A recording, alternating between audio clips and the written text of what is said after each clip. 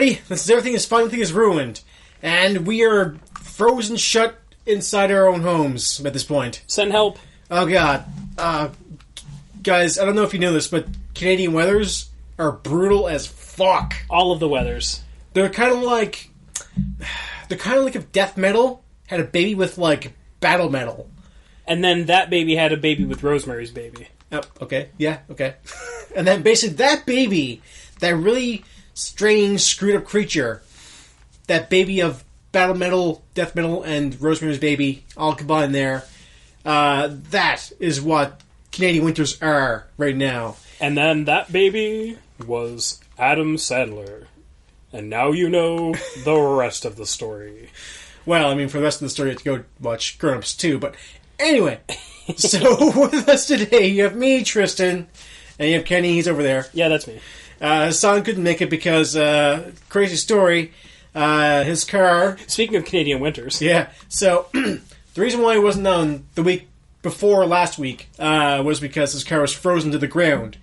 Luckily, he actually unfroze his car from the ground. His car is still unfrozen from the ground, which is great, because on Sunday we had a lot of, warm weather and just freakishly... Well, warm weather, and then that was followed up by... a lot of rain, a lot of melting snow. Well, yeah, but then that was followed up by flash freezing. Yes. Yeah. So, basically, as of today, he tried to get his car out, and that resulted in basically the car not starting in the morning. And then he tried later on today, before he came to the show, which he couldn't get the show of, obviously, and his brakes were just frozen shut. But luckily, that gives us lots of time to talk about our Hassanos. Yep. Or our damn it, I fucked that up. Our Hassonas? Personas? Hassonas. There we go, yeah. Fuck, I can't believe I fucked it up. I was thinking about that all goddamn day. Can't believe I fucked that up. It was a stupid joke to begin with, and I fucked it. God damn it. Well, give me some good... Do you have some good news for me, Tristan? My Hassano is going to have one white wing and one black wing. No, your Hassan... Damn it! Motherfucker. Governor, give me some news. This is the joke now. This is the news. Okay.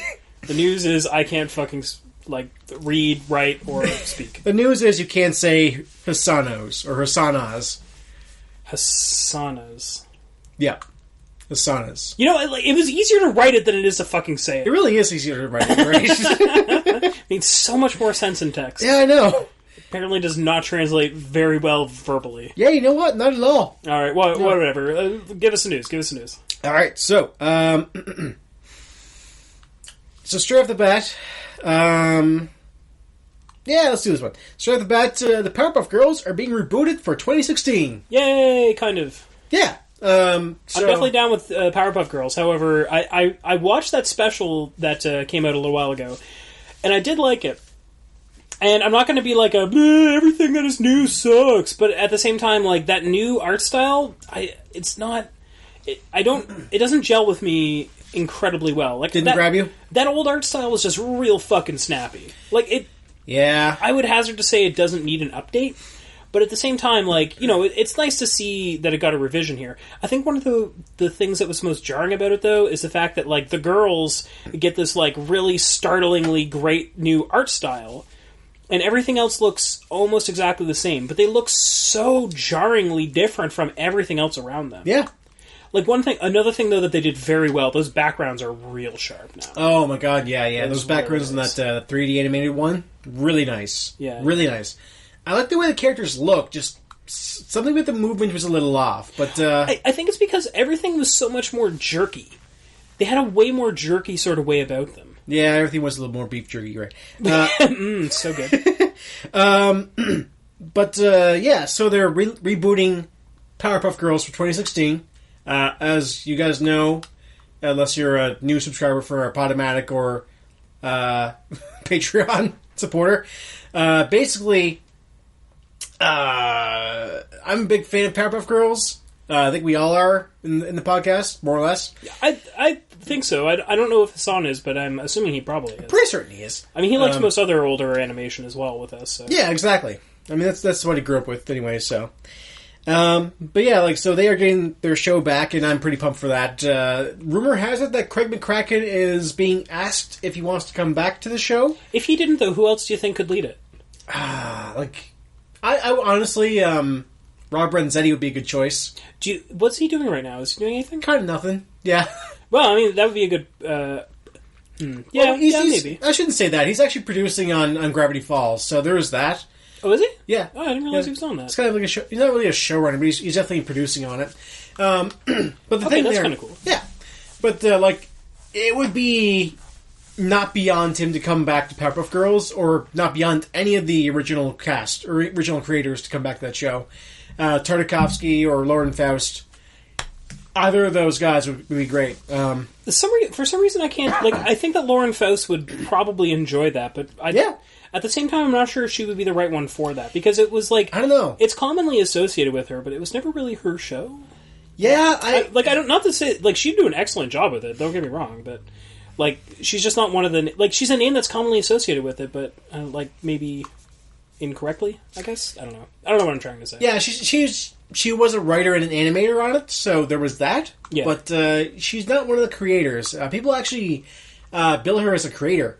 Well, which... Yeah, they give her, all credit due and everything like that. She's she's very talented, but... Yeah. People give her way more credit for that show than she actually, is, merited. It's true. I mean, it's Craig McCracken's brainchild, first off. It started, like I said in that one episode... which was based off Craig McCracken. We did a retrospective for anybody that's new. This is really hard. Anyway, Craig McCracken created the Whoop-Ass Girls, and that was his student project back in 1989, something like that. And then it evolved from there into the Powerpuff Girls that as we know it today. Yeah, so I'm curious as to see what they pull out for this show. It'd be really cool if Craig McCracken could get it, but if he doesn't, then I'm sure that someone else can pick up the mantle. For sure. I don't know who actually ran that special when that came up, but... It was also Cartoon Network, so... Oh, okay. Yeah, or you mean the actual showrunner? Yeah, sorry, that's what I mean, is the showrunner. I don't know, actually. I didn't actually look it up and see who was doing it. Yeah, that didn't even occur to me until now. I guess I just kind of assumed that it just sort of happened. Yeah, it just kind of got made somehow, and we didn't know who did it.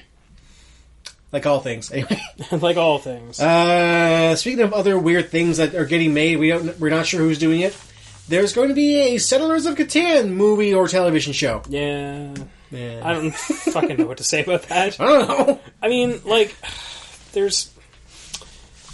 I get Some it. It's a people love popular... Settlers of Catan. I get that. Settlers of Catan is a gateway board game, but... It is. I would make the argument that people who see it as a gateway board game maybe need to walk through that gateway instead of hanging on in that door and, commenting on, what a nice wood finish and everything. There's no bad way to have fun if you're not hurting anyone else. So, if you like Settlers of Catan, there's nothing wrong with that. It's just that there's a lot of games that have come out since Settlers of Catan that do what that game does, but better. Yeah, I would agree with that. For instance, your Dominions, your Agricolas, multiple other ones. Seven Wonders, I heard, is a little close to it in some respects. I guess so. Yeah. I'd say, there's a level of similarity there. I could see how you might... I've never actually played Settlers of Catan, but I know for a fact that if you're looking for a game that has the same kind of tropes or themes to it, I would say Lords of Waterdeep has some stylings in it. Actually, you know what? I think I would agree with you. Lords of Waterdeep actually is a pretty good version of Settlers of Catan. Yeah. Yeah. I've only ever seen it played. I never actually played it myself, but I know enough about it to say that Lords of Waterdeep, which is actually a D&D game, not using D&D rules at all, is a really good version of that game. Yeah, I would agree. Yeah. So Settlers of Catan deserves a lot of credit for kind of jump-starting, hobby board gaming, that kind of stuff. Well, there was other runners by that point as well, but that was kind of when that one was big. That was kind of the big one. Yeah, that was kind of it. Wasn't Puerto Rico launched in 1989 or something like that? Oh, I know it's an old one. See, I should know this, but I'm honestly not sure offhand. They came out around the same time, I think. Okay. I want to say that Catan came first. Okay, But that's I fair. don't remember offhand. Yeah, but like Catan and games like that actually launched a whole new kind of game, as we know it today as the hobbyist board gaming kind of game. Yeah, for sure. Yeah. But Catan has a special place in so many people's hearts. But I'm just saying, like, if you like Catan, there's a lot of really great games out there that you might like even more. Sure. But yeah, so basically, Settlers of Catan is going to be getting its own show or movie or something. I don't know. Nobody's really said anything about what it's going to be. Just something is going to happen. I hope it's just like a bunch of nerds playing the game. I don't know. That would be pretty boring. Yeah, that would be pretty boring. But who knows? Anyway, moving on. Who wants to watch nerds play board games? Yeah, nobody wants to watch nerds play board games on YouTube. Or learn how to play those board games. Yeah, and especially no one would want to watch them marathoning them for 60 hours at a time. No, fuck that. For charity. No, that's the worst idea in the world. Yeah, no one would ever watch that. No, yeah. Yeah, and I don't have any news about that at the moment. I'm sure you don't. I don't. Okay, good. Yeah, glad we had this conversation. All right, good. Yeah. Speaking of actually charities and gamers, Markiplier. I didn't actually run this one, but this is actually in there. But Markiplier did a 3-hour stream on the weekend. Okay. And raised over $75,000 worth of cash for to help NGOs battle depression and that kind of stuff. Oh, that's great. Yeah. So man, I love Markiplier. He's probably like one of the best like YouTube the Let's Player personalities out there. I don't say it much, but he's a swell ass guy. He's a real nice guy. Yeah. I mean, I feel like if I met him, he would just be like just a real swell dude. I don't know how much you watch his actual like YouTube channel, but I remember the reason why I first actually found out about him at all was actually because of the Five Nights at Freddy's Let's Play that he did. He's kind of the Five Nights at Freddy's king. For is. Yeah, like Markiplier is a cool dude. From what I've seen and what I've heard, like that guy has this major, crazy appreciation for all of his fans, no matter who you are. Oh, that's real nice to hear. Yeah, like he will interact with his fans, and on a monthly, well, maybe bi-weekly basis, he'll put up videos like just thanking his fans, and there are constant. There actually are a lot of videos where, like, let's say a fan will actually do a video, like a game for him, they'll make a fan-made game for Markiplier, and he'll play it, and. Well, like, people will, like, make a game for him to play. Like, hey, Markiplier, can you play my game for me? He's almost as famous as PewDiePie at this point, so yeah. No, that's fair. I mean, it's kind of like Markiplier, PewDiePie, and Game Gramps, right?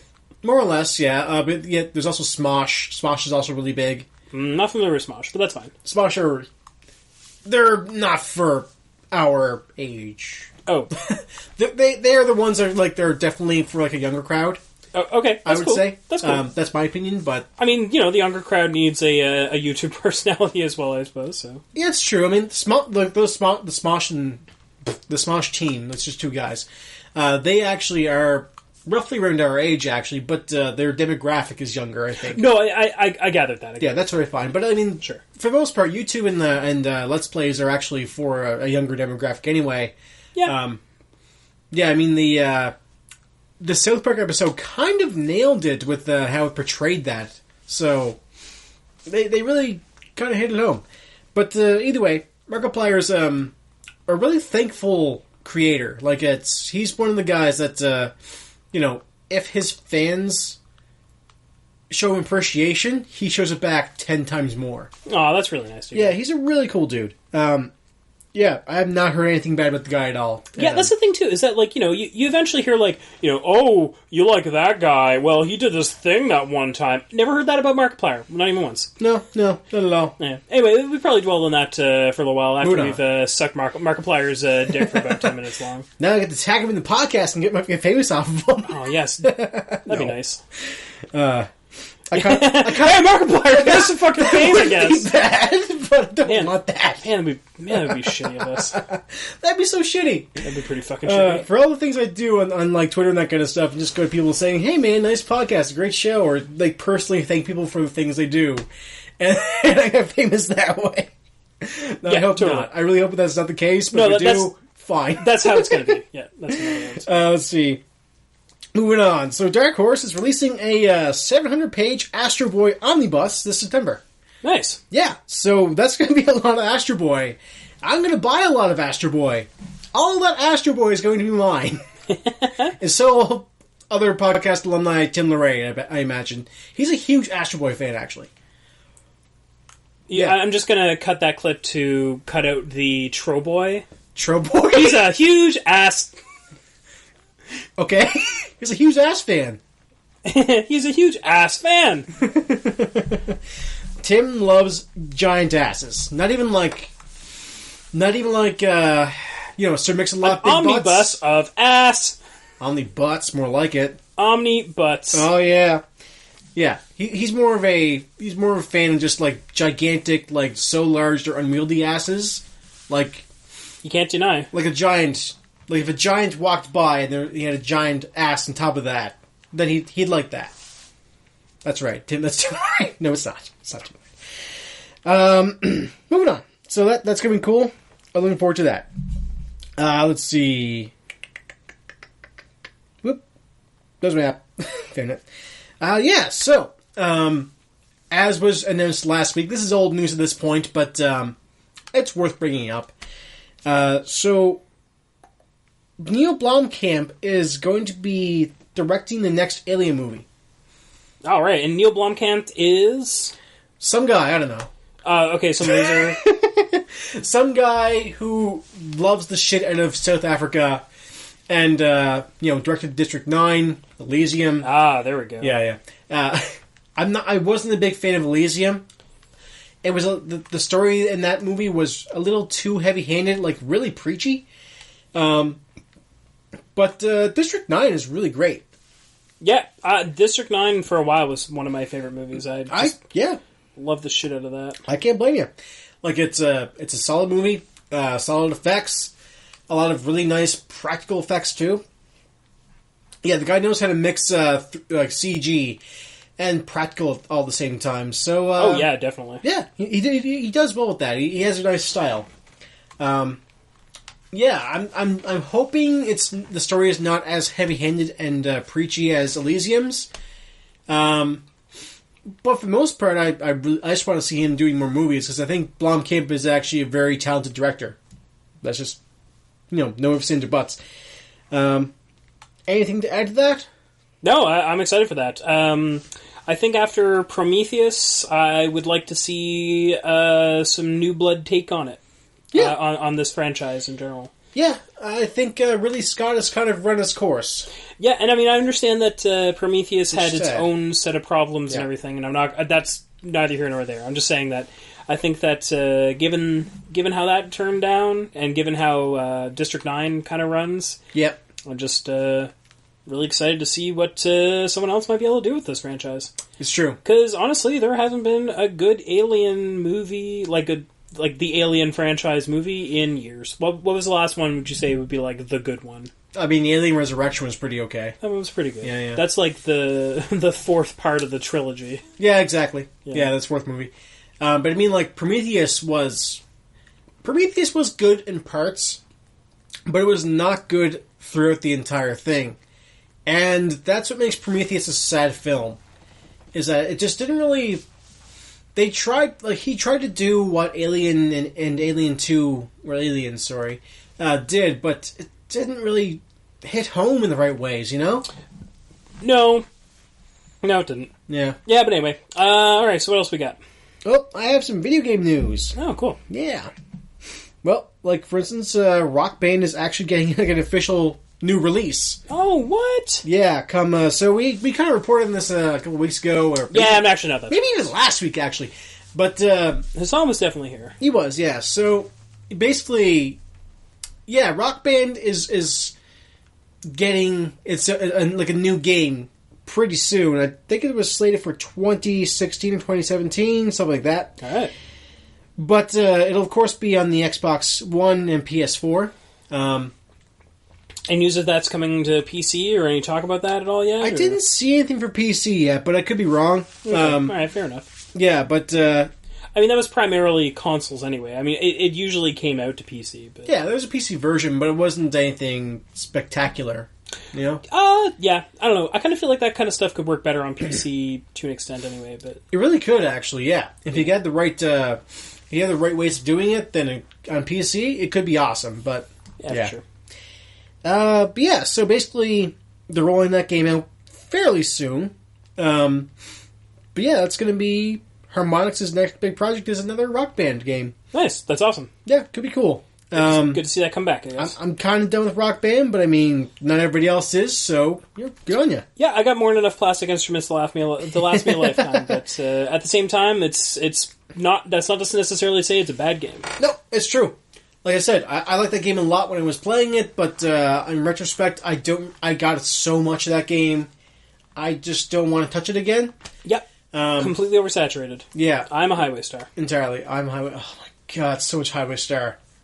So much of it. Oh, I'm a killing machine. I'll kill anything. It's not how Highway Star goes. I disagree. Yeah. Anyway, moving on. Yeah. So, Twitch has announced that they're going to hold their own, conference, TwitchCon, in San Francisco. There is an entire DashCon for why this might be a bad idea. Okay. Except that Twitch is obviously run by professionals and not a Super Who blogger. That's true. Like, that's the thing. Like, it really could be a good thing, but they haven't really rolled out what they're going to do with the con or what's going to happen. All I know is that a bunch of people have gotten together and discussed it already. Okay. And we're going to be seeing some stuff about them from the community. Yeah, so basically they're saying that, they want to give back to the Twitch broadcaster fans. That's pretty cool. Yeah, it's pretty nice, yeah. Yeah. So this is going to be run by, like, the heads of Twitch. Yes. Not like some people who are fans of Twitch. No, just the heads of Twitch, that's right. Okay, cool. All right. This is an official con.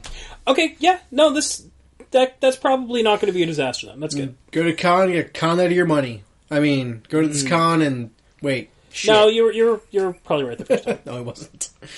And then in the final bit of news, Epic Games, the creators of the Unreal Engine games like Unreal Tournament, Gears of War, etc., etc. Jesse Jackrabbit, I believe. Anyway, they're rolling out a program that says that anybody working with Unreal Engine 4 has the chance to basically appeal for a grant from Unreal.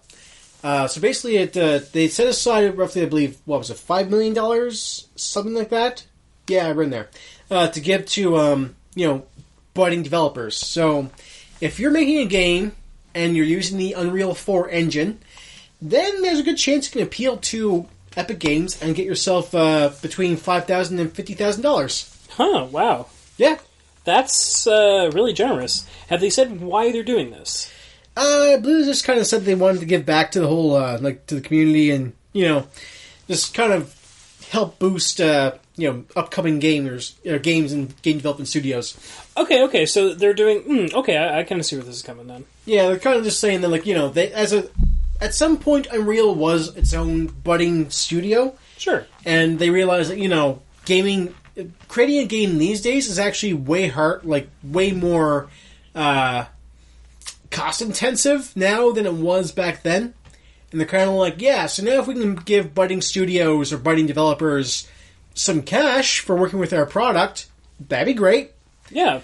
Well, that just seems like such a kind thing to do. I feel like I'm just waiting to hear the catch, but it seems like it's even kinder because a lot of the Unreal stuff is actually open development. It's open license for the most part. Yeah. So you can actually develop with Unreal for free. It's usually up to like a certain amount, right? It's like if you make like X amount of money a year, they want to cut. Yeah, or something like that, which is way more than reasonable. Well, yeah, but I mean, it's also the fact that they what they also want is for certain tools you have to pay for, but just for like the basic package of Unreal, you can get it for free. Like we actually back in college played around with Unreal Engine 2 back in the day. during our animation university years. And that was entirely free. We were actually going to make a student game, but never really did anything with it. Oh, okay. Yeah, but so if Unreal is going to roll out this program, that's even better for developers. Like it can't hurt to actually develop this way. And I mean, it's Unreal 4. Unreal has been seen and wrought upon as a fairly stable development system. Even with some of the problems that Unreal 3 had, like texture pop in and that kind of stuff, it at least ran very well. Like, you can tell an Unreal game, sure, but at the same time, those games are usually pretty solid. Yeah, and the Unreal Engine is nice and flexible too, so that's another little incentive, I guess. It's true. And that's actually all I have for news. Now, I guess we're going to move into Kenny's Crazy Science Corner? Yeah, Kenny's Crazy Science Corner. That's what I'm going to call it, I guess. So, Tristan. Yes. Just let me run this past you here. Okay. Have you... No. Oh, okay. Moving on then. I'd never heard of what you were going to say you're going to talk about. Oh, okay. No, actually, I was going to... Well, okay, maybe you haven't heard of this. Have you ever used a toilet before? Try not to. You try not to? Yeah. Don't trust them? No. Regulated by the government? It's regulated by the government. There's a lot of... Okay, you know that blue stuff you put in the toilet? I'm pretty certain you flush that down there to poison our water. Not how water treatment works, but that's fine. I'm pretty certain it is. It's a noble cause to not want to add pollutant. I know a guy who works in the water treatment plant. Okay. That's what he says that happens. Are you sure this isn't just the hobo with the tinfoil hat that lives outside the water treatment plant? I mean, Jesse Ventura? Moving on. If you have ever used a toilet before... Sure. It's kind of the reason why we have built these in-house versions that we used to have outhouses not more than like 50 years ago. They used to actually pretty close. It wasn't long ago before. That's true. I know. Yeah, in the middle of the city, especially like in the downtown areas and stuff, you'd more likely to see like this indoor plumbing. But indoor plumbing was a luxury. Right? It's crap in a sewer drain. It's fine. Yeah, whatever. There you go. Well, it might interest you to know that ants also, they don't have indoor plumbing, but they effectively use toilets. They have like a latrine type system. Now, this is interesting because you might consider that like a lot of animals just kind of poop wherever they want. Wherever the fuck they want. Yeah, wherever the fuck they want. You'll go outside and you step and poop everywhere. I have a bird. It just poops everywhere. It's terrible. Poop, poop, poop. Sometimes you just got too much poop. Just put it all in the poop hutch. I've threatened him to put the poop back up there, too. But this is what the ants do. To me. So, bastards. If you consider the way an ant colony works, you have a very enclosed environment where you have a high density of animals. Sure. And if they just poop wherever they wanted to, well, if one of them was sick, well, suddenly that infection spreads like wildfire. Okay. So they actually have like designated areas where they poop.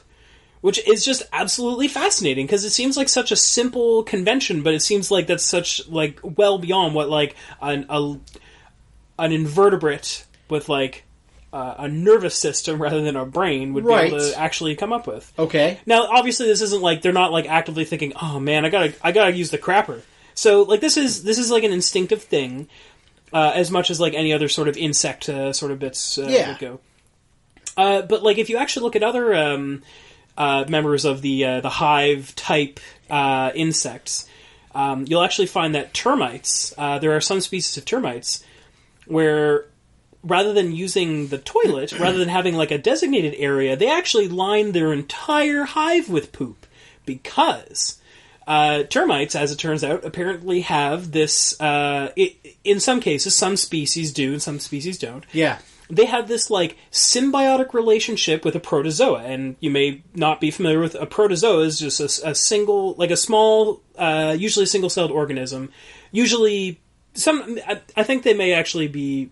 No, I think the definition of a protozoa is that they're a single-cell organism. Sure. Regardless, I'm not so great with that side of things, but they have a protozoa living in their belly that helps them digest wood, so wood's obviously hard to eat. Ah, right. But... the really cool part about this is it actually adds this antifungal agent to it. So while ants answer the question of how to not kill the entire colony with poop, they actually have a latrine-type area. Huh. You end up looking over at termites, and their solution is, well, just make your poop antimicrobial, and it'll actually just help the environment. Just cover everything in poop. Goddamn termites, you're so cool. I know, right? They had the microbial thing and the protozoa in their stomachs. They had the plate where lies rule. That's pretty cool. But that's it for Kenny Science Corner. Just remember, your two options in our life are use the toilet or rub everything on the walls. I choose the latter. All right. This is why I'm a bad roommate. Anyway. Yeah, we've been meaning to talk to you about that. Not happening. Running away. So I guess we're going to do What You Doings now. All right. So, Kenny, since I'm the host now, yeah, what you doing? All right. Well, I'll keep this brief because I haven't had a lot of time to do a lot of things, and I know I say that every week, but I particularly mean that this week. Sure. So I've been playing more Majora's Mask, and not quite done that yet, but I might have like a longer thing to say about it when I'm actually complete this time around. I do have a lot to say about it, rather, but I don't want to parse it out every single episode, add a little bit more. Fair. Becky and I have been watching a lot of That 70s Show, and Tristan actually has been hanging out with us for this. Yeah. I really forgot show. how great that show actually was. There's a lot of little things that the show does that I feel like, and I'd have to do some research on this because I haven't, but I feel like there's a lot of little things this show has done that they're sort of like the first show to really do that. Yeah. Or at least like the first kind of sitcom show to do that. So say like their little round table discussion bits where like they're rotating around the room. It's really interesting to think that they would actually have to have a set that's a complete room, and they'd have to have a camera in the center of this table here to actually like spin around and such. I feel like they're the first people to do this little round table thing. Even if they weren't the first, they're the first one to like really popularize that, like make that look really good. Like they do that. They do that a lot. Like usually every episode, there's like a little round table thing where you have the camera spinning around, like going to all the different. Yeah, they have just enough fisheye in the lens to actually make it look cool. Yeah, exactly. Yeah. Another thing they do, and I didn't quite get this when I was younger because I was a naive, straight edge child. But a lot of the stoner comedy that kind of goes on in the background of it sometimes is a little. It's subtle, but it's usually pretty overt. Yeah. Usually. But my favorite bits are just like the little parts where like Eric is talking to like his parents and he's like fucking stoned out of his head. And like it's not like he's seeing like trippy hallucinations or something like that, because that's not really what happens when you smoke pot. When you smoke pot, you get real fucking like focused. Yes. Everything's really funny, or you get real terrified or whatever. Or the walls start moving. And that's kind of what happens to him all the time. He's like trying to concentrate on his parents and like the rest of the room is basically spinning on him. Yeah. And like there's just little bits like that where I'm like, yeah, they kind of actually got this like stoner comedy stuff down pretty well. Yeah, and they actually pulled that off by having a movable wall that they could actually like two guys would stand behind it and just move this plaster wall around, just like real lightly, just sort of like make it look like a swimming. It's like it is so simple. Like you could like nowadays that would probably just be green screened or something. Yeah, but like it's pretty obvious. Yeah, they just have like this wall, just like they've just got a couple of guys just moving this wall around. Such back a and dumb forth. joke, but it's so good. It works so well. It's really funny. Like it's whatever. For some reason, when they thought about the actual ways of doing things, they kept it simple to make it actually good. Like it's simple because it works. Yeah. So like we're on to and the vice second, versa. Yeah, for sure. We're on to the second season now, and for the most part, like the first season is pretty good. There's some rough spots. Like the first few episodes are kind of like up and down, but eventually the comedy it gets pretty good. I like all the characters. It's funny because when I was younger, I was having this conversation with Tristan. I recall now, I used to watch the show a lot when I was younger. Me too. Like, going through all these episodes here, I'm like, oh my god, I almost remember all of this word for word. Yep. Like, I didn't even think about this. Like, I didn't realize that I knew all of this, or that I'd seen all of this so much. Yep. But god damn it, I watched that show so much when I was a kid. Yeah, me too. I mean, like that episode with that episode about the drained pool and they're trying to get the beer tap. Right. And they find the mystery keg. That one is ingrained in my memory so hard. Like, I could probably quote it verbatim at this point. Oh my god. That show's so good, man. Yeah, but so like again, the episodes kind of go up and down. But one thing I really like about the show is the characters. The characters are all really solid. I feel like they actually they all suit their roles really well. They do a good job of making all the characters like funny, flawed, and sympathetic, all in their own little ways. Like when I was younger, I kind of was like, oh, Kelso's an idiot. And, he's kind of irredeemable. Well, yeah. Like, I don't really think anyone should be sympathetic to Kelso. Maybe, I don't know, maybe there might be something eventually that changes that up. But, say, like, Jackie, like, I remember when I was a kid, I was like, oh, Jackie's like a dumb girl. But I was, like, fucking 14. Yeah. Maybe. Not even, maybe. Probably around there. God, I was pretty young at that point. So, like, my perception of, like, girls were, like, girls are gross. Because, that's what you have. Well, that's more like an 8-year-old thing. Which, actually, that show came out in 97. Yeah, I'd be about, like, 8 We were 8 years old at that point, yeah. That makes a lot more sense. Yeah. So, yeah, like, I was just kind of like, whatever, Jackie's, like, a dumb girl. But now, like, looking at it, I'm like, man, Jackie's actually a really great character. Like, she is kind of, like, that vapid, teenage girl, but, like, there's enough, like, little insights of her that you kind of are like, oh, she's actually kind of a sad person. Or, like... Yeah, no, I like Jackie. Like, the thing is, I like all these characters. Kelso still, of course... Yeah, he gets on my nerves a little bit, but I'm sure there's some point where he'll be redeemable, but he's not a good person. He's a terrible guy. He's the dumb one. He's gonna have some bullshitty things. He's the dumb, horny teenager. He's trying to be...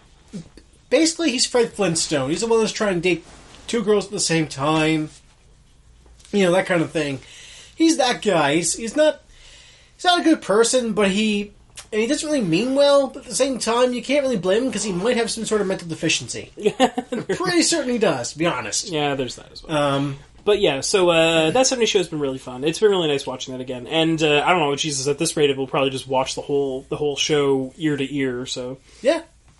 But past that, one of the things I've been doing this week, that I've been doing a lot this week, so last Friday, I believe, it was either Thursday or Friday, a game came out, Pokemon Shuffle.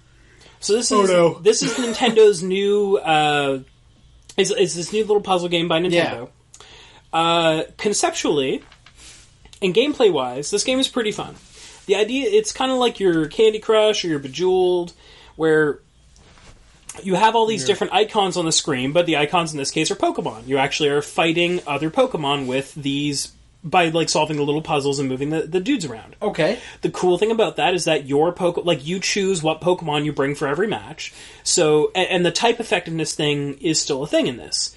So if you're fighting, like an electric Pokemon, you want to bring some ground Pokemon, because ground is good against electric. Sure. If you bring, instead, some water Pokemon, well, they won't do so great against the electric. So you actually get to pick, and they actually level up as time goes. As you go on, you get experience and stuff. However, here's the catch. So I should preface this by saying this game is very fun. But here's the catch. Okay. It's a free game. Oh no. Okay, so that means microtransactions. Great. Crazy microtransactions. So it's snake oil and don't purchase it. Well, purchase, quote unquote. Here's the thing. I haven't spent any money on this, and I think I've probably played at least somewhere in the range of about 5 to 10 hours of this. Damn, okay.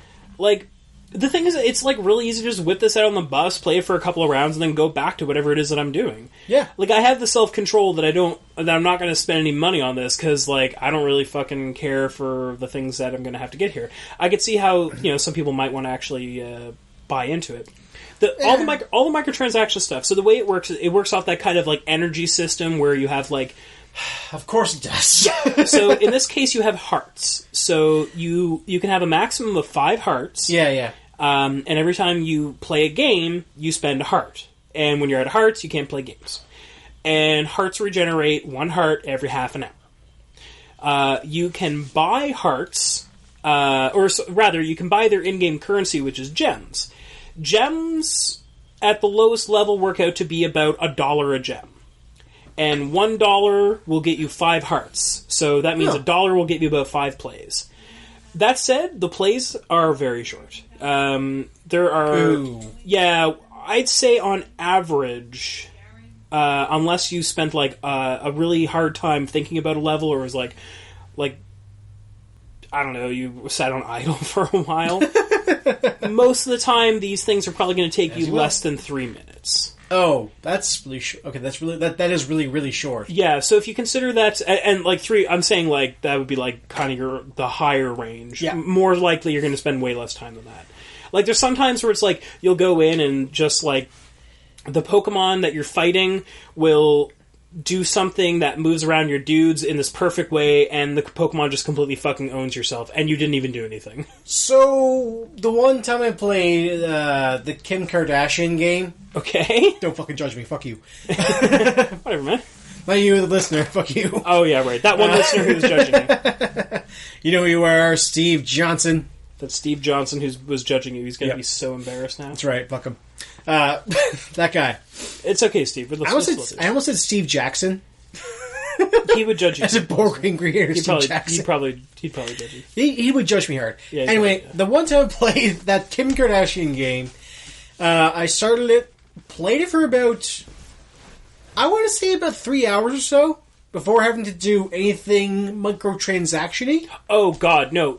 In this, you... so when you first get the game, yep, you have your 5 hearts. Sure. And the first 5 levels are essentially tutorial levels, where pretty much everything is like an auto catch, like you're pretty much guaranteed you're going to win. Yeah, sure. And they give you a freebie heart on like another level, so you get like a 6th play. Okay. Yeah, that makes sense. All said and done, those first little plays there might take you a total of 10 minutes. 15 if you're really slow. Oh, wow, okay. Yeah, so you get to basically play the game for about 15 minutes before you run into a position where you may have to spend money. Now, one thing, though, is that, and this is something that is common in these microtransaction-type games, they will actually hand you out the in-game currency for free sometimes. Yeah. So, in the first little bit there, you actually can get a couple gems pretty easily, pretty early on. And again, the gems are this in-game currency. Yeah. Like I said, at the lowest level, it's basically $1 for 1 gem. And 1 gem will get you about 5 plays. Okay. But the more gems you spend, the more plays you get. So, like, 3 gems will get you 18 plays. I can't remember what it is. Like, 12 gems will get you, like, 80 plays or something. Okay. Yeah, so it, like, goes up, like, better in your favor the more you spend on that. But, like, again, 12 gems, that'd be, like, you'd spend $12 to play 80 times. Oh, God. And, like, let's say that each one of those times is about, like, 2 minutes each. You said 2 to 3 minutes, okay. We'll call it 2 because sure, they're usually pretty short. So they're often pretty short. That's 160 minutes. That's not bad. That's like 2.5 hours or whatever. Yeah, I bet that. Around that era. Sure. So it's not so bad, but that's not great. So, like, again, the alternative is just wait a little bit. So in 2.5 hours, you'll have 5 hearts. You could obviously play before then to make sure you're not running low on time. Blah, blah, blah, blah, blah. Right. The other thing you can do with gems is you can hand them in for coins. And you get coins in every match. And there are some things, like, on the weekend, they actually have, like, you can fight a Meowth once a day. Oh. And the Meowth is really rich, and you can get a bunch of extra coins. Well, it is Meowth, so okay. Yeah, exactly. Yeah, makes it makes sense. Yeah, it totally makes sense. So that's kind of funny. So you can get coins, like, I don't know, relatively easily. The purpose of coins is to give you buffs. So you essentially get buffs in-game. So it'll be like, you know, you're more powerful, or you get more experience, or they'll do this thing where they disrupt you, like they'll, like, lock some of your icons in ice, or they'll, like, change up your icons with their own icon, and, like, therefore make them, like, you have less of your own, and it's harder to actually make your matches. In addition to that, they're usually strong against their own type, blah, blah, blah, blah, blah. Well, yeah, of course. So, yeah, you can also spend real money to get these coins, which are essentially just fleeting buffs. Oh, boy. Well, okay. Yeah. Overall, I'd have to say, as far as microtransactions go, this game is pretty gross. Can you at all, like, buy at least hats for your Pokemon? No hats. What the fuck, game? I know. No hats. Okay, well, alright. They do have a pretty nice selection of Pokemon. There's about 156 of them. They even have, like, this... it's an odd number. It's a weird number. They're not using, like, the original 151. They're kind of picking... Really? Yeah. Okay. Well, they're picking and choosing across 6... Sure, why not? They're picking and choosing across about six generations. Actually, for the most part, I like a lot of these Pokemon. Like, a lot of their choices. Like, a lot of my favorites are in this. Some of my favorites I don't think will show up. In addition to that, because the game just came out, they did this, like, special, like, event thing where you can go catch a Mew. You can, like, Mew's pretty hard to actually... Whoa, it's Mew. Yeah. There's one, so... But it's pretty hard to face, and it's pretty hard to catch, but you can catch one for the next, like, 2 weeks or so, and then I guess it's not happening ever again, or... Well, okay. That sounds like a Nintendo thing. That's pretty Nintendo. Yeah, for it's sure. pretty Nintendo, yeah. But yeah, as far as the gameplay of this goes, like, if you can stand playing it, like, for only about 10 minutes every, like, 3 hours, this game is really fun.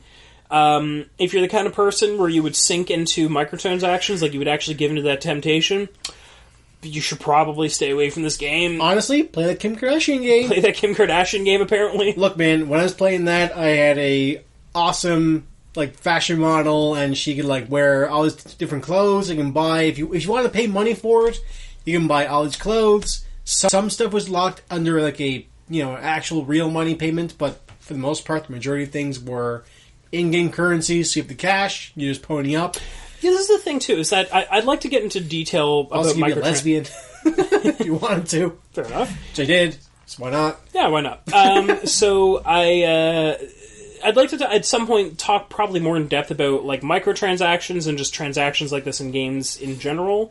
But now is not the time, because that would dwell on it too much. But there's definitely a good way to do this. I feel like this is the cruel way to do this, where you have to pay in order to. And this is actually, now that I'm phrasing it like this, is going to sound kind of stupid, but you have to pay to play the game.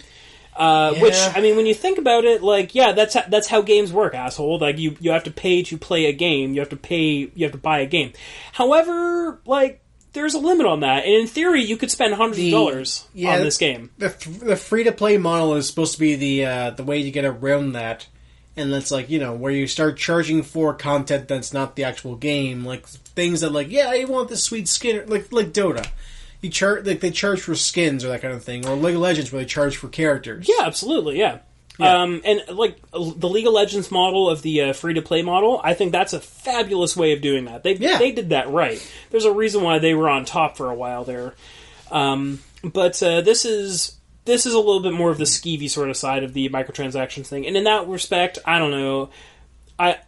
I don't like this. That said, though, like, no one's forcing me at gunpoint to play this game, and like I said, I've clocked a lot of time in this, and I still haven't spent any money on it. It could be worse, though. I mean, if you remember back when, like, the Xbox One launched, do you remember Panzer Dragoon, like the sequel game they made for that? Yeah. Yeah, that game was like $40, and then had a bunch of free-to-play, like, pay-to-unlock the levels kind of shit. Oh. Yeah, that was pretty bad.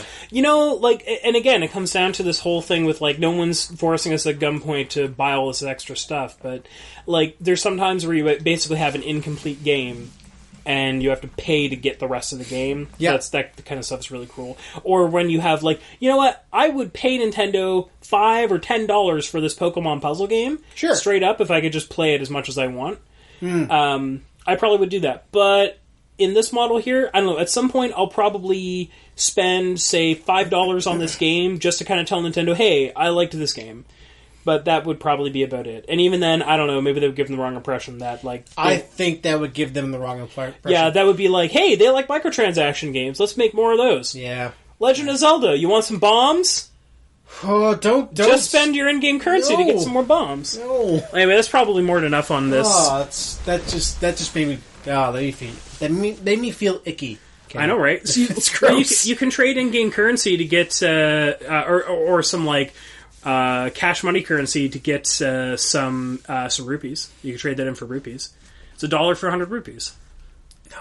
Yeah. No. Yeah, that's a great deal. No. It's a bargain, really. No. Yeah. $20 for the big wallet. Oh my god, that's how it would go too. Oh shit. Well, that's it for me. Tristan, what have you been doing? What have I not been doing? That's a big question. So, let's see. As Kenny mentioned, of course, I have also been watching That 70s Show. You've also been watching another show that need not be named.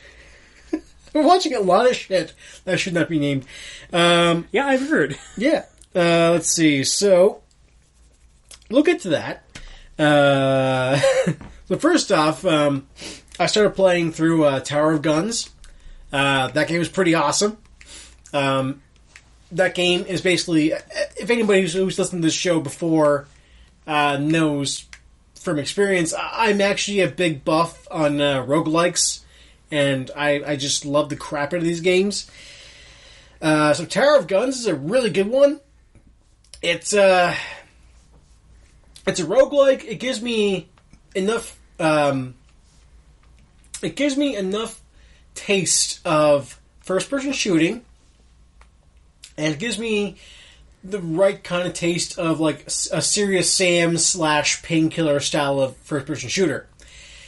The downside is that you can't actually switch your guns. You basically pick your gun, which for the most part I guess would be your character, and then you go onto the game. Okay. Which is alright, because you level the gun up as you go, and the idea there is to actually get good with each gun. I guess except for like the pea shooter, but there's actually an argument to be made for the pea shooter, but whatever.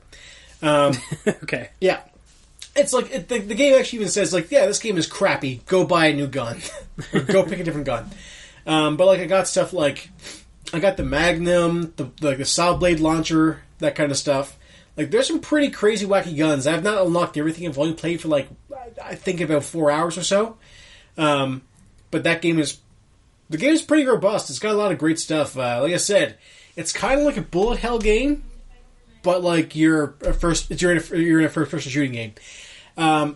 It feels like a Serious Sam, which is great. The weird... I guess in a weird way, the downside is that the majority of the enemies are stationary, because you're actually fighting turrets, but you also do fight other like robots that fly around and that kind of stuff. So okay. Yeah, there's plenty of different enemies.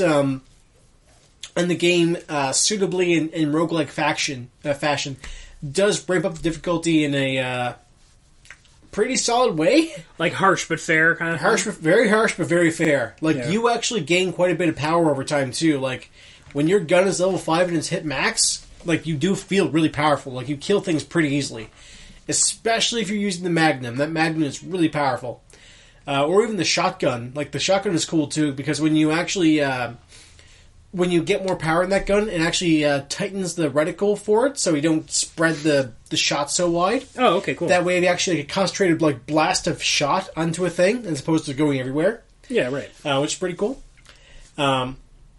But the cool thing there is that you get other powers. Like, you get bonus armor, you get bonus health, you get extra jumps, or extra jump height. Like, this game is known for having like characters with like 7 to 8 jumps, like in midair. Okay, you just go bam, bam, bam, bam, bam, bam, bam, and just air hop your way through a level. It's pretty cool. Yeah, it has Doom like secrets, like where you have to like find a hidden panel in a wall, or do this little puzzle to get into a room and find like some hidden thing there. Yeah, it's really cool. This game is it's really fast and frantic too. It's got this, like I said, it has that Painkiller / Serious Sam feel, where you're basically constantly running backwards, trying to look behind you to make sure you're not running into like a saw blade or something, and shooting down robots and like other turrets and that kind of stuff. Yeah, okay. Yeah, and you unlock other guns as you go by doing little challenges, and it's a really solid game. It's got a lot of really cool stuff in it. Like, if you have a PC that can run that game, I recommend it. It's really great. Yeah, right, nice. Yeah, it's fun. Another game I kind of get into this week, last week actually, that I have a little bit of trepidation on it, but it's pretty okay now that I've actually gotten into it. The game is called Death Trap. Unfortunately, it is not a Night Trap alumni or homage. Okay. Sadly enough. But what it is actually another kind of game that I actually have a lot of love for, which is tower defense. Tower defense games. Yes. So this game is it's... I can't remember the developer's name, but the same guys did the Van Helsing games that came out like last year and the year before. Okay. But this game is basically a tower defense game in which you pick a hero out of 1 to 3. I picked the Lady Sorceress, because why not? I like wizards and stuff, and ladies are cool. Wizards are cool. Wizards are cool, ladies are cool. This lady has no pants. I have a little bit of awareness towards that, but... It's funny, actually, just briefly going back to the League of Legends thing. Sure. You could get skins, and one of my favorite characters we've talked about on the show before, Janna. But, like, Janna's got this, like, wispy, like, veil-y sort of costume thing. But one of her skins was, like, essentially put her into, like... it gave her, like... It was like Steampunk Janna. You could probably look up Steampunk Janna and find that pretty easily if you Googled it, if you're really interested, listener. Yep. But essentially, it put clothes on her. So I used to joke around that I had to pay to actually get her to put on some clothes. Look, I will give Jaina a pass because she is like the goddess of air. She's just like an air spirit thing, so yeah, sure, fine. I'll give her a pass there. She's one of the only ones who I will give a pass to in that regard. I guess. Usually if my women are not clothed in some way in games, I find that gross and don't want to play as it. Because I'm like, I don't want to be that guy. There's a level of it for sure. Like, yeah. it depends on. Well, anyway, this is beside the point. Yeah, there's a level of it where like sometimes certain characters can get away with it, and it's totally fine. Other times I feel like I'm just being. I feel like some creepy old man is kind of like, touch me on the shoulder and be like, "Hey, you should totally play as the sexy girl." I'm like, I don't want to play as the sexy girl. I want to play as the girl. Hey, that's all I want to do. Do you want to play as the sexy lady? Like, yeah, it's cool if she's sexy, but I don't need her to be sexy. Yeah, you need her to be sexy. And Death Trap kind of unfortunately goes that way because the lady in it, there's only one lady. She's like extremely busty, and I'm pretty certain she has nothing below her belt. Like, she has like a belt and then like just two straps. Well, I mean straps like little. Like long pieces of cloth. Straps as being kind. That are so narrow that basically, like long pieces of cloth that are so narrow that they blow around, and it's like, I'm gonna see something, but I don't wanna. I don't know what's gonna happen here. It's again a little gross. But beyond that, the character does. The cool thing is that this game does play like Diablo if Diablo had tower defense in it. So the actual mechanics are pretty good. There's some weird shit with like the actual menus, and I don't like the way they did the menus at all. The menus are bad. That's too bad. But once you move past that and just kind of get into like the tower defense aspect of the game, it's a lot of fun. Because there are lots of like different towers you can put up. Each tower has like passives you can add on to it, but then you also have like upgrades for each tower type as well. Oh, that's always nice. It's like, yeah, add more damage or add an extra monster to this trap or whatever the fuck. Stuff like that. So, it was pretty cool. They also had quests in there as well. So there's actually jungling in this tower defense game. What? Yeah. How? Wow. Yeah, so like at some point, what it does at the end of each level is actually give you a treasure chest. So if you win the game, or win the level, I should say, they will then just like plop down a treasure chest there, and you can open it. That's kind of neat. So what they do is that you actually will earn extra experience and extra keys actually for the treasure chests by going off and killing monsters in the jungle. Which the downside there is that you also have to take away your focus from the actual battlefield. So the only time those monsters spawn is when you actually activate the wave. So you have to go into the jungle, like teleport there, fight the monsters, and hope you have enough time to get back before like the guys rush the gate and like tear down your shit and get through the portal and ruin your day, basically. So yeah, there's a lot of cool mechanics in this game. So what was this game called again? Death Trap. Death Trap, okay. Yep. And this is for the PC? It's for the PC, that's right. All right. Yep. It has a controller component. If you prefer a controller, I recommend not to play with the controller. Yeah, it sounds like something you'd want to use a mouse. The worst thing is that like it has some wonky stuff with like... You can tell this developer has not really developed for a controller in mind ever, yet, at least. Okay, fair enough. So when they actually do the stuff like, for instance, when you select your trap to upgrade, when you go into the menu, once you've built the trap, the upgrade is actually like has a 1, 2, 3 little like wheel thing going on. Okay. So intuitively, you should be able to select using the direction that the 1, 2, 3 are in to actually you push your control stick that way, kind of all the Mass Effect, okay, or any other game with a selection wheel, and select the option that way, and then just hit A or whatever or X or whatever you want to do to confirm. And go into the game and put your upgrade in that way. But this game actually goes on the up and down axis instead, which is stupid and shitty because at some point, if you go too far, you might actually accidentally select sell your trap. And okay. in the middle of a battle, that's a bad thing. That'd be pretty bad. You don't want that. Nope. Because you don't get the same amount back from it. You get way less, of Oh, course. yeah, you get like half or a tenth or something. Yeah, you were selling your trap for a very small fee. That's lame. It sucks. But, use the mouse. It's way better. Also, it's more universal when you have the mouse as well.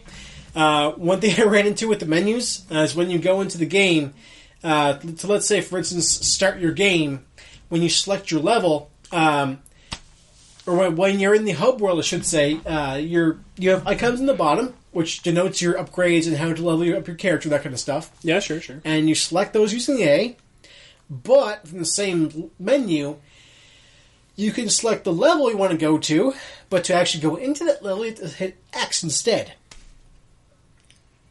Yeah. Okay. But you can't select the level using control stick. You have to select the level using your bumpers. Okay. And the other dumb shitty thing is that the mouse is still active, so you could actually, in theory, still use the mouse. But they deactivate the mouse selection system and just make it so that the mouse can only be really used to move the cursor around, which does nothing. Oh. So again, some menu bullshit. It's not very well done. Everything else in the game is fine. Like, it's pretty cool. It's a lot of fun. Those menus, man, are not very good. That's too bad. Let's see. Moving on, though. Let's see. I guess more video game stuff. Greg and I have been playing quite a bit of Don't Starve together.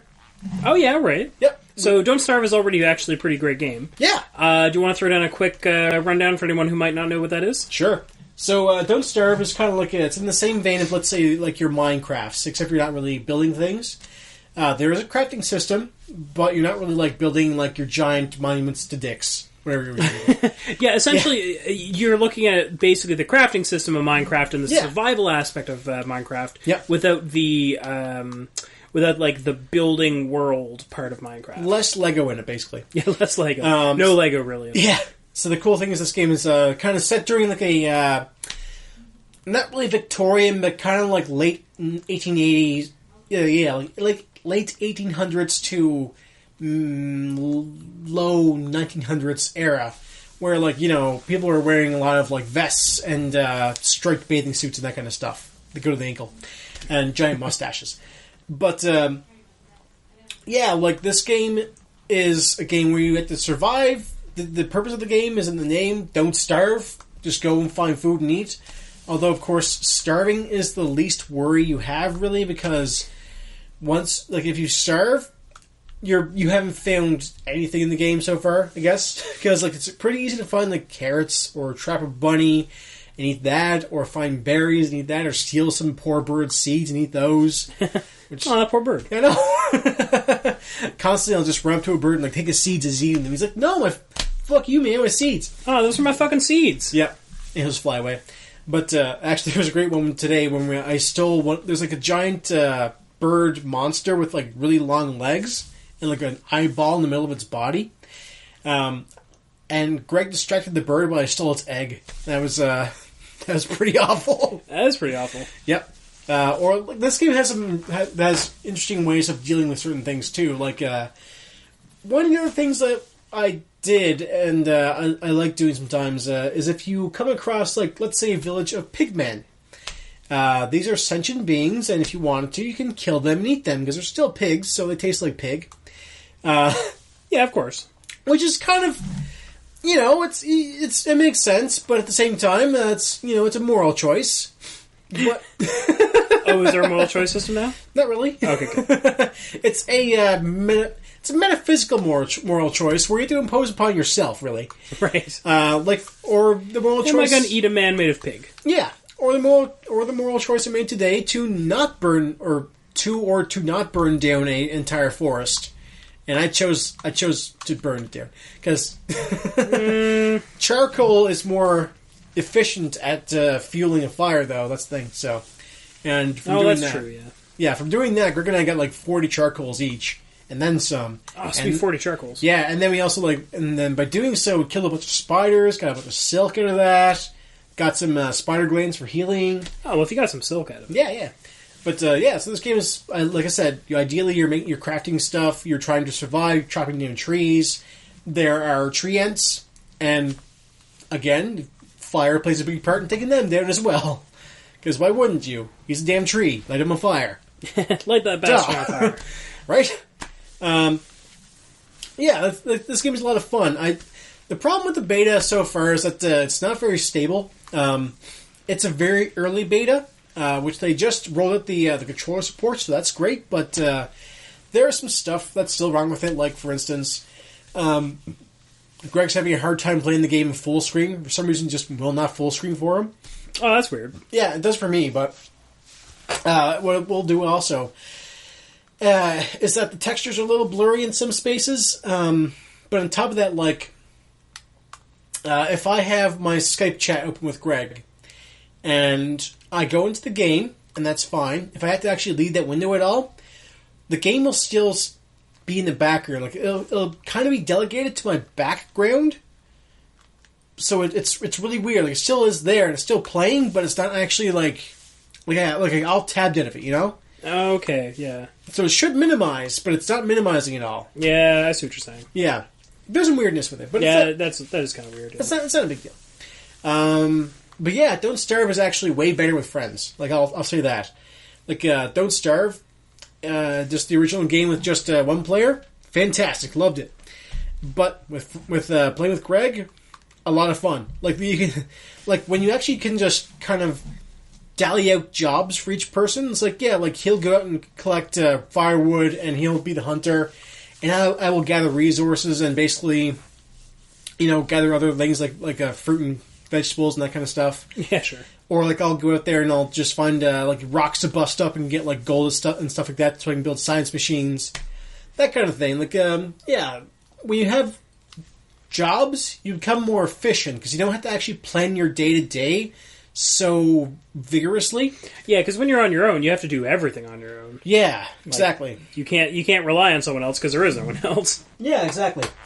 But yeah, so Don't Starve Together with the beta is really, really good so far. Like I said, some problems here or there, but I'm loving it. Like, I like the way it plays. It still plays the same way, so it's nice and loose, but the controls are nice and tight in their own right, so it feels good to move around the menus. It feels good to walk around. The camera snaps when you hit your change view aspects, that kind of stuff. Yeah, right.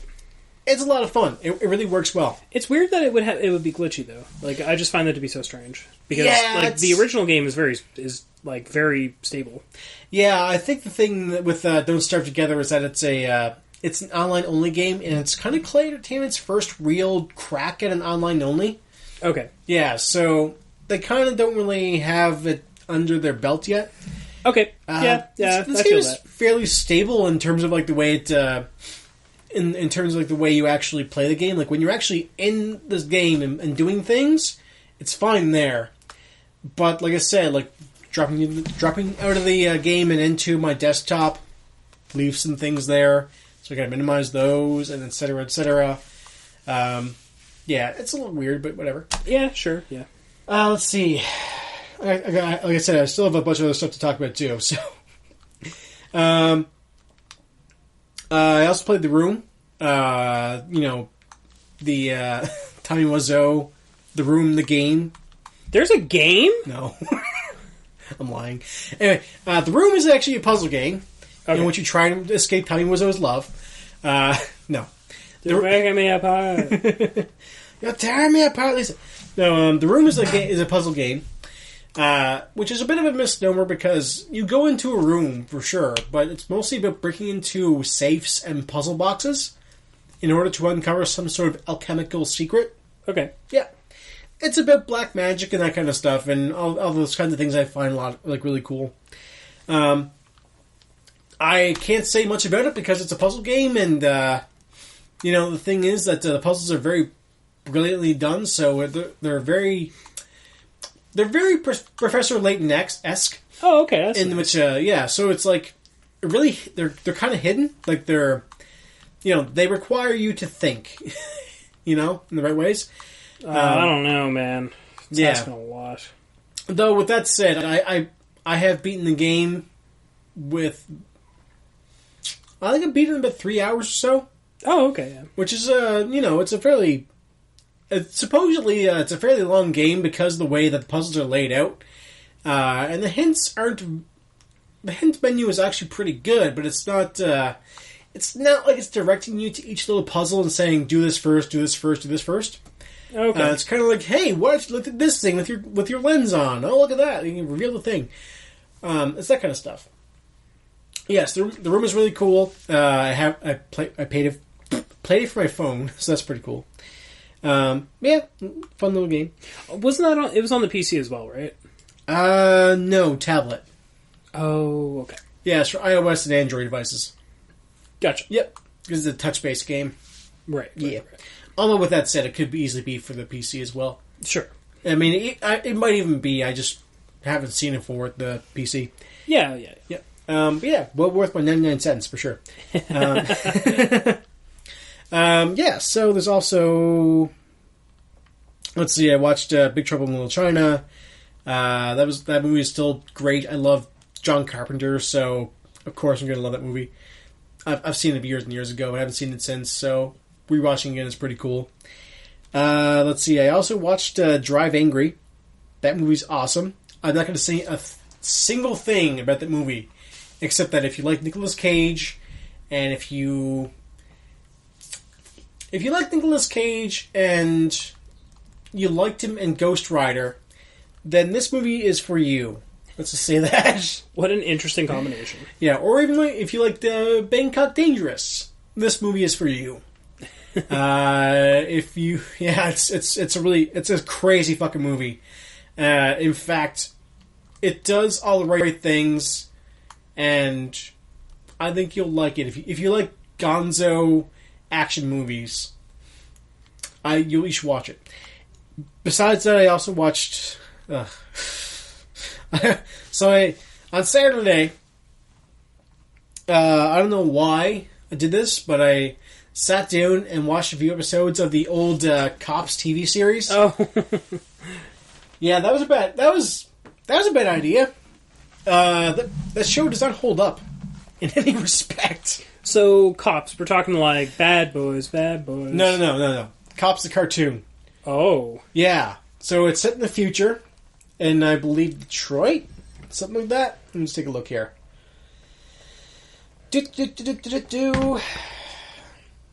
Does not say. Alright, doesn't matter. So Copton. In Coptown. So, it stars a series of special, like kind of like stars, I guess? Like Copettes. Copettes? Like, there's only like 2 female cops. Copsicles. Okay, that's stretching. Alright, guys, use your copsicles. Solve the problem. I have orange. Problem solved. Anyway. So, the cops are, go by code names. So, they're Bulletproof, Long Arm. Oh, yeah, right. Bowser and Blitz. Sundown. Mace. Highway. Barricade. Hardtop. Bullseye. Mainframe. Mirage. Taser. Checkpoint. Apes. Airwave. Inferno. Powder Keg. Nightstick. And Heavyweight. Yeah. Alright. Yeah. Then you have your crooks, which are codenamed CROOKS. It's an acronym. Yes. Yep. Remember that. You have Big Boss, Scratch, Berserko, Rock Boss. Crusher, Misdemeanor, Turbo Two-Tone. Oh, I remember Misdemeanor because I remember that being like a really great name. That's a good name. It's a good name. I like that. Yeah. Let's see. Dr. Bad Vibes, Buzzbomb, Waldo, Shifty, Nightmare the Android, Nightshade, Nightmare of the Android. Buttons, McBoom Boom, Squeaky Clean. These are all villains? Yeah. Okay. Cuckoo, Hyena, Bullet, Louis the Plumber. Louis the Plumber. And then there's also minor criminals like the Bugman, etc., etc. Cops is bad.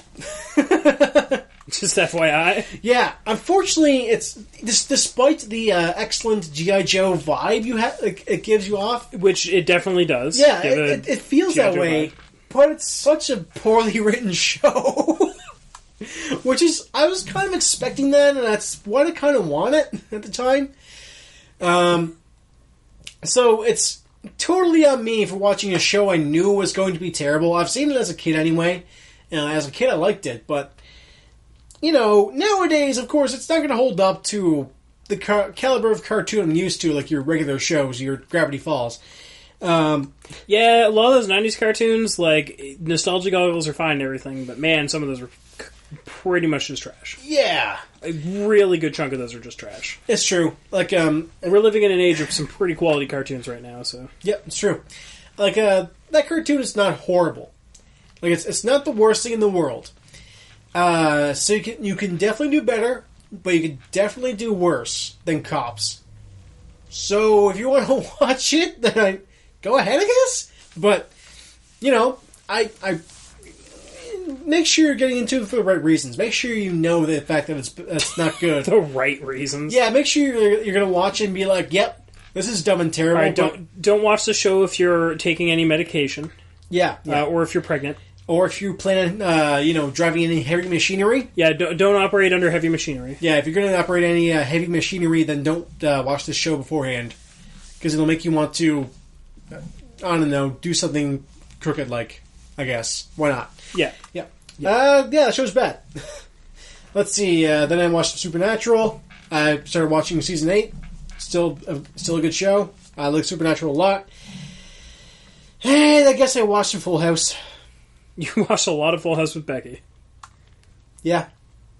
A whole lot of Full House with Becky. Yeah, I did. So much Full House. Yeah. How do you feel about that? Not good. You know how I said that you could do worse than Cops? Done. Yeah. Full House. There we go. Full House is pretty bad. Yeah. I'm not sure I have much more to say on that. No. Full House is... Oh my god, Full House.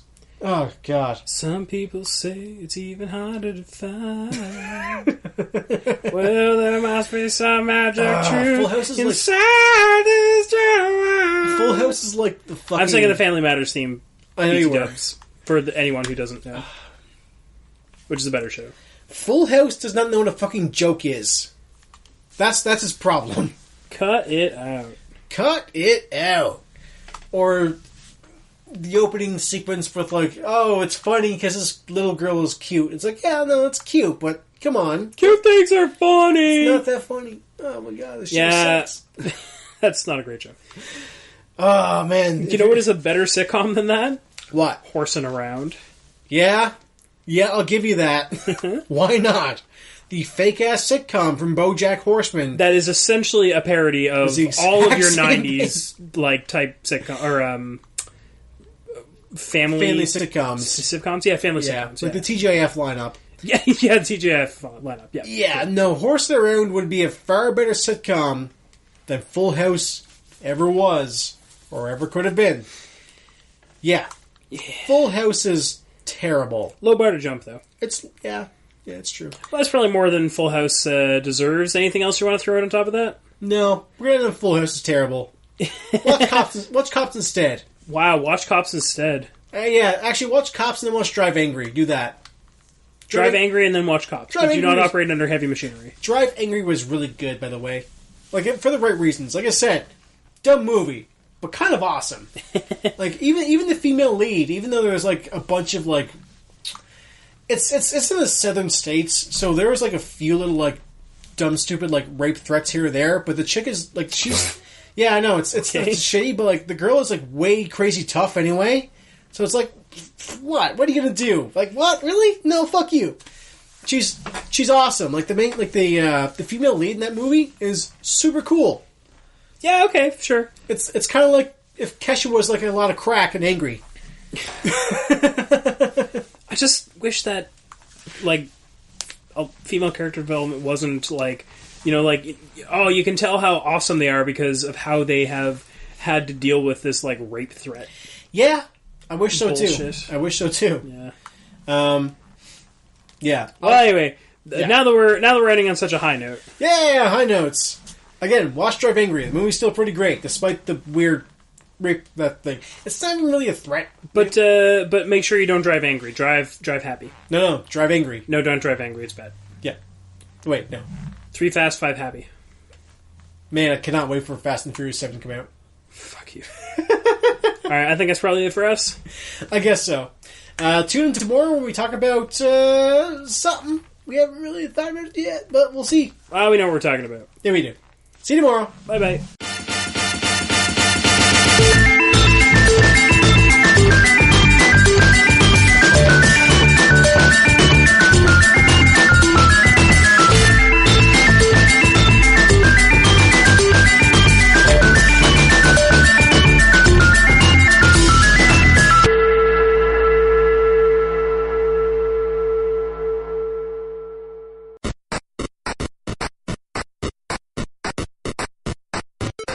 Hello, everybody. This is Tristan. This is Ken. And we're here to tell you today to follow us on many, many things. You can follow us on iTunes. You can follow us on everythingisfine.ruined.libsyn.com, You can follow us on Twitter. which is at EIFNIR.